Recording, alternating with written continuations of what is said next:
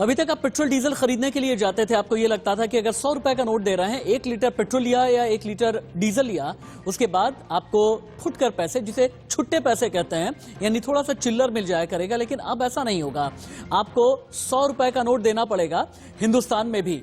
और हां, अब आपको चौंकने की जरूरत नहीं है, क्योंकि जेब ढीली करने वाली यह खबर है, आपके जेब में तेल की आग लगाने वाली यह खबर है। लोग ये कह रहे हैं कि हिंदुस्तान में पेट्रोल डीजल की कीमत इस हद तक बेतहाशा बढ़ जाएगी, इसका यकीन नहीं था, लेकिन अब ऐसा हो गया है। लगातार 9वें दिन पेट्रोल डीजल के दाम बढ़े हैं। दिल्ली में पेट्रोल डीजल की कीमत में 25 पैसे की बढ़ोतरी हुई है। आज दिल्ली में पेट्रोल 89 रुपए 54 पैसे तो डीजल 79 रुपए 95 पैसे प्रति लीटर पहुंच गया है। भोपाल श्री गंगानगर में पेट्रोल के दाम 100 रुपए के पार चले गए हैं और मुंबई में पेट्रोल 96 रुपए तो डीजल 86 रुपए 97 पैसे प्रति लीटर तक पहुंच गया है। और अब कई ऐसे शहर हैं, अब तो एमपी से लेकर के राजस्थान तक कई ऐसी जगह है, कई ऐसे पेट्रोल पंप हैं जहां पर 100 रुपए के पार प्रीमियम पेट्रोल मिल रहा है। पेट्रोल डीजल को लेकर जो हमारा जो शो होता है, सबसे पहले आपको यह बताता है कि आप अपने शहर का हाल जान लें, अपने शहर में कीमत जान लें कि पेट्रोल डीजल की कीमत आपके शहर में क्या है। हम भोपाल से शुरू करेंगे, एमपी की राजधानी भोपाल, जहां पर 100 रुपए के पार पेट्रोल पहुंच गया है, 100 रुपए 44 पैसे, डीजल है 88 रुपए 13 पैसे। श्रीगंगानगर जो राजस्थान का है, वहां पर भी 100 रुपए के पार चला गया है। दिल्ली में 90 रुपए के करीब है, यानी 89 रुपए 54 पैसे और डीजल है लगभग 80 रुपए के करीब। मुंबई में ठीक इसी तरह से पेट्रोल है 96 रुपए, डीजल है 86 रुपए 98 पैसे। गुलाबी नगरी जयपुर आप चले जाएं, वहां पर भी 96 रुपए प्रति लीटर पेट्रोल की कीमत है। परभणी में 98 रुपए 10 पैसे। दक्षिण भारत की तरफ चलते हैं, यानी बेंगलुरु का हाल क्या है, लगभग 92 रुपए 48 पैसे है पेट्रोल, 84 रुपए 72 पैसे डीजल प्रति लीटर का आंकड़ा बता रहा हूं। चेन्नई और कोलकाता में भी हाल कमोबेश एक जैसा ही है। चेन्नई में 91 रुपए 73 पैसे प्रति लीटर पेट्रोल है, तो डीजल के लिए आपको जेब ढीली करनी है, 85 रुपए आपको निकाल करके देने हैं।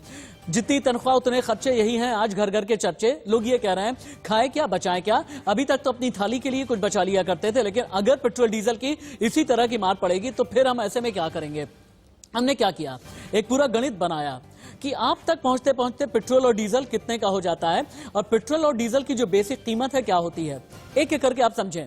जानते हैं आप, जो पेट्रोलियम कंपनी है और पूरी तरह से प्रोसेसिंग हो जाने के बाद इन्हें पेट्रोल और डीजल कितने का पड़ता है। पेट्रोल पड़ता है 1 लीटर 31 रुपए 82 पैसे का और डीजल की कीमत पेट्रोलियम कंपनी को पड़ती है 33 रुपए 46 पैसे। हमारे और आपके आने तक ये 100 रुपए कैसे हो जाता है, एक एक करके आप देखें। पहला तो इसमें ट्रांसपोर्टेशन ऐड कर दिया जाता है, 28 पैसे पेट्रोल पर प्रति लीटर और 25 पैसे डीजल पर जो ट्रांसपोर्टेशन का खर्चा है। फिर बात आ जाती है जो केंद्र सरकार की एक्साइज ड्यूटी लगाई जाती है, जिसे लेकर के केंद्र सरकार का यह कहना होता है कि हम तो एक्साइज ड्यूटी बढ़ा ही नहीं रहे, लेकिन कितनी ले रहे हैं तो आप ये देखिए, लगभग 33 रुपए की एक्साइज ड्यूटी पेट्रोल पर ली जाती है, 32 रुपए के आसपास 31 रुपए 80 पैसे एक्साइज ड्यूटी ली जाती है डीजल पर प्रति लीटर। फिर इसके अलावा आ जाता है फिर डीलर कमीशन, लगभग 3 से 4 रुपए, 2.5, 3, 4 रुपए के आसपास पेट्रोल और डीजल का डीलर कमीशन होता है। फिर उसके बाद जब राज्य तक मामला पहुंचता है, राज्य कहता है हमें भी टैक्स लगा देना है भाई, तो फिर आ जाता है वैल्यू एडेड टैक्स यानी वैट। 20 रुपए 61 पैसे वैल्यू एडेड टैक्स लगा देते हैं पेट्रोल पर और लगभग 11.5 रुपए के आसपास अलग अलग राज्य औसतन लगा देते हैं वैट डीजल पर प्रति लीटर।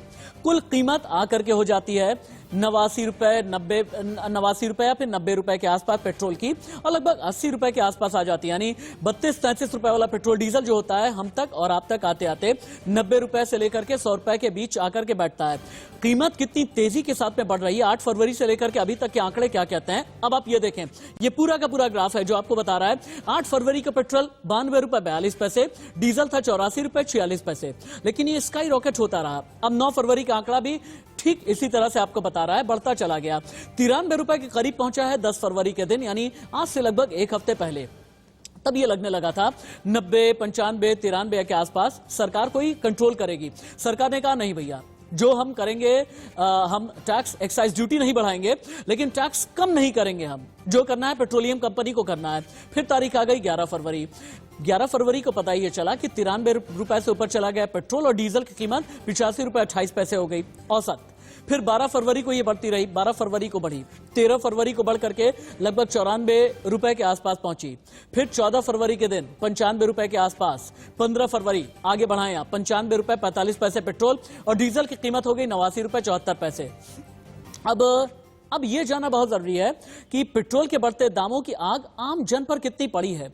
दिल्ली, मुंबई, कोलकाता, जयपुर, चंडीगढ़ या फिर देश के किसी भी शहर का आप नाम ले लें, हर कहीं तेल में आग कुछ ऐसी है कि लोगों ने अपनी गाड़ियों को घरों के बाहर ही खड़ा करना गनीमत समझा है। बढ़े दाम का असर घर के बजट पर पड़ा है। केंद्र सरकार से मांग की जा रही है पेट्रोल डीजल की कीमत में कुछ तो राहत दें।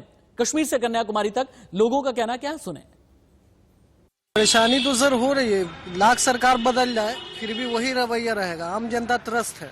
आज हमारे रीजन में 100 है, कल के दिन हमारे बच्चे होंगे तो उम्मीद वो दिन दूर नहीं कि 150 से 200 लीटर हो जाएगा। ये पूरे बजट पर घरेलू चीज से लेकर हर चीज का दाम बढ़ाएगा, महंगाई से बहुत ज्यादा बढ़ेगी। जब इंटरनेशनल मार्केट में आपका अभी जो रेट है, जो भी पर बैरल रेट है, एक समय हुआ करता था कि जब 145 बैरल था उस समय 71 रुपया रेट हुआ करता था।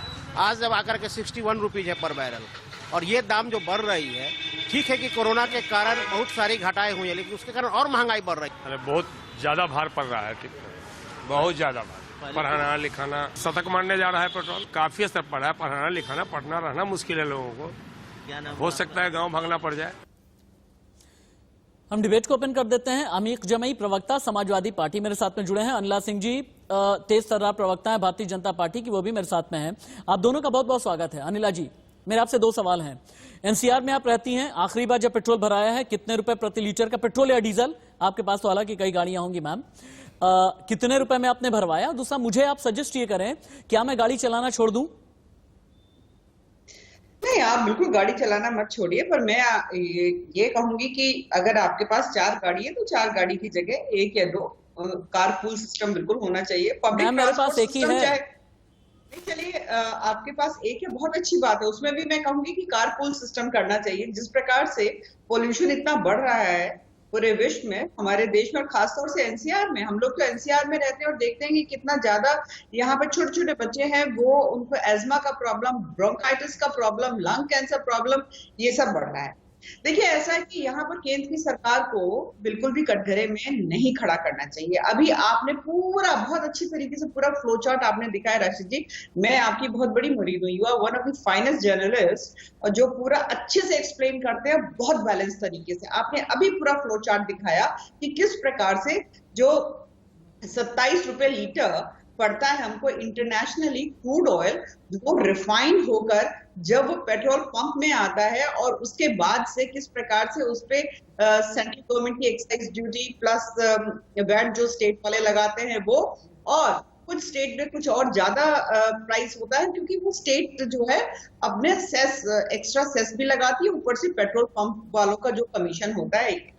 अब आप कहेंगे कि भैया ये ऐसा है कि भारतीय जनता पार्टी की सरकार जब से आई है ये बिल्कुल रॉकेट हाई प्राइसेस कैसे हो रहे हैं, क्या आप कहेंगे कि अब मैं जो उत्तर दूंगी कि आप भारतीय जनता पार्टी की प्रवक्ता है इसलिए आप ऐसा उत्तर दे रही हैं। अगर आप कंपैरेटिव स्टडी भी कर लोगे, यूपीए 1, यूपीए 2 और बीजेपी 1 और 2 तो हमारा अभी चल रहा है, तो आप इन कंपैरिजन करोगे तो ऑलमोस्ट उतना ही उन लोगों ने बताया था जब वो सत्ता में आए थे 2004 में, उतना ही अब बढ़ रहा है। और अभी मतलब जो भी अगर आप कंपैरेटिव स्टडी करोगे यहाँ पे, देखिए ऐसा है कि आप ये कहोगे कि ये जो चार्ज करती है, अगर मैं अपने सेंट्रल गवर्नमेंट की बात करती हूँ, अगर मैं यूपी स्टेट की या किसी और स्टेट की बात नहीं भी करती हूँ, तो ये जो पैसा आता है तो भारतीय जनता पार्टी के तो कोष में नहीं जा रहा है ना।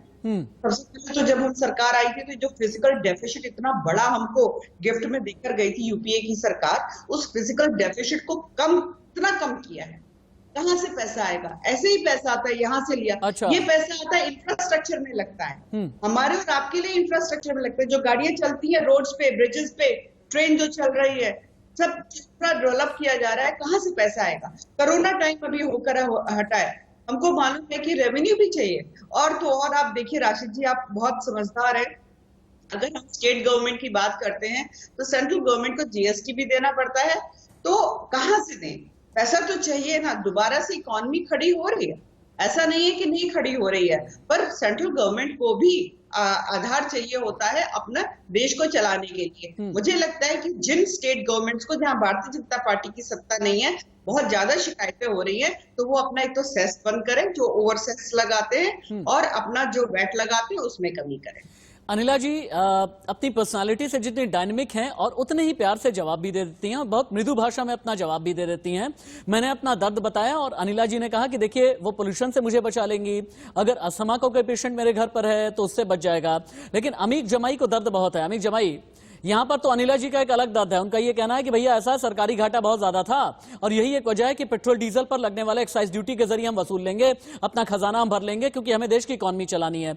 ये चीज आप लोगों के समझ में नहीं आती। और साथ ही अनिला जी ये भी कहना चाहती हैं कि ब्लेसिंग इन डिस्गाइज है, जहां पर आप लोग चीख रहे हैं, चिल्ला रहे हैं कि भाई महंगाई बढ़ गई, पेट्रोल डीजल की कीमत बढ़ गई, वहां पर आप लोग पोल्यूशन से बच जाएंगे अगर आप कार पूल करने लगेंगे तो।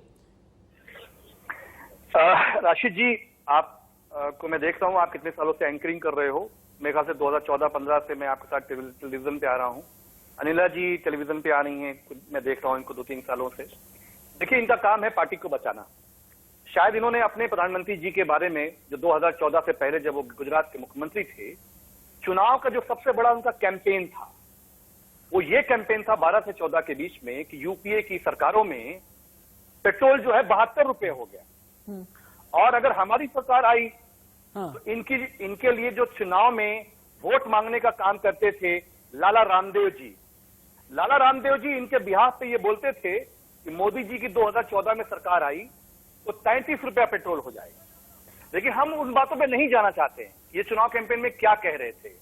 सच्चाई ये है कि 2014 से लेकर आज 2021 तक 11 बार एक्साइज ड्यूटी मोदी जी की सरकार ने आम जनता पे ठोक दी है। अच्छा, मोदी जी देश के बारे में हमेशा स्लोगन देते हैं, 1 नेशन 1 टैक्स का हमारे देश में बात आया। प्रमिला जी को बताना चाहिए कि अगर पेट्रोल डीजल क्या देश के अंदर की चीज नहीं है? पेट्रोल डीजल क्यों जीएसटी के अंदर नहीं लाया गया? क्यों उसे आजाद रखा गया? आज आप बताइए, जब पूरे देश में किसान बिलख रहा है, उसकी किसानी खत्म हो रही है, उसकी उपज नहीं हो रही है, उसके ट्रैक्टर, उसके जो डीजल पंप चलते हैं, उसका तो और नुकसान हो गया। जब आज मोदी जी पूरे देश में जो हमारी बसें हैं, ट्रांसपोर्ट सिस्टम है, जब ये निजीकरण के जरिए बेच रहे हैं, तो आम जनता जो ट्रांसपोर्ट करती थी, भैया प्रमिला जी के पास तो लंबी कार होगी, लेकिन इस देश के लोगों के पास लंबी कार नहीं है। अमीक जमाई जो बात कह रहे हैं ना, उसका भी लॉजिकल रिप्लाई चाहिए, वाकई में चाहिए, क्योंकि अमीक जमाई का ये कहना है कि भाई अपने जीएसटी के दायरे में आप लेकर के क्यों नहीं आए? क्या पेट्रोलियम कंपनी को फायदा पहुंचाना चाहती है सरकार? जवाब दें। देखिए राशिद जी, सबसे पहली बात तो मैं कहूंगी कि अमीक जमाई साहब ने वही बात कही जो कि हमारे राष्ट्र के जो प्रधानमंत्री जी हैं वो कहते हैं, बिल्कुल कहते हैं कि 1 नेशन 1 इलेक्शन, और हम ये कहते हैं कि 1 टैक्सेशन भी होना चाहिए। उसी की वजह से जो जीएसटी अभी हम लेकर आए थे, परंतु ये स्टेट्स हैं जमाई साहब, ये स्टेट्स हैं, राज्य हैं जो कि पेट्रोलियम प्रोडक्ट्स को इसमें जीएसटी में नहीं लेकर आना चाहते हैं। ये आप बात समझिए, इसमें सेंट्रल गवर्नमेंट की नहीं है। सेंट्रल गवर्नमेंट तो कह रही है कि भाई लेकर आ जाओ, अच्छा है, परंतु राज्य नहीं तैयार होते क्योंकि उनको लगता है कि उनका अच्छा जरिया है रेवेन्यू कमाने का। और पेट्रोलियम कंपनीज की यहाँ पर बात करिए राशिद जी, आपको याद होगा कि पेट्रोलियम कंपनीज का जो रोल है वो किस प्रकार से डेवलप किया गया था। मुझे माफी के साथ आप दोनों को ही रोकना पड़ रहा है, क्योंकि कमर्शियल ब्रेक के लिए मुझे रुकना है, लेकिन आप दोनों मेरे साथ में जुड़े, अपना बेशकीमती समय दिया, बहुत बहुत धन्यवाद पूरे चैनल की तरफ से आप दोनों का ही। इतना जरूर है कि भारतीय जनता पार्टी की तरफ से अपने लॉजिक्स दिए जा रहे हैं, लेकिन आम जनता ये पूछ रही है कि आखिरकार हमारी जेब और कितनी जलेगी और 100 के पार आखिरकार पेट्रोल डीजल की कीमत और कितनी आगे निकलेगी। एक ब्रेक, कहीं मत जाइएगा।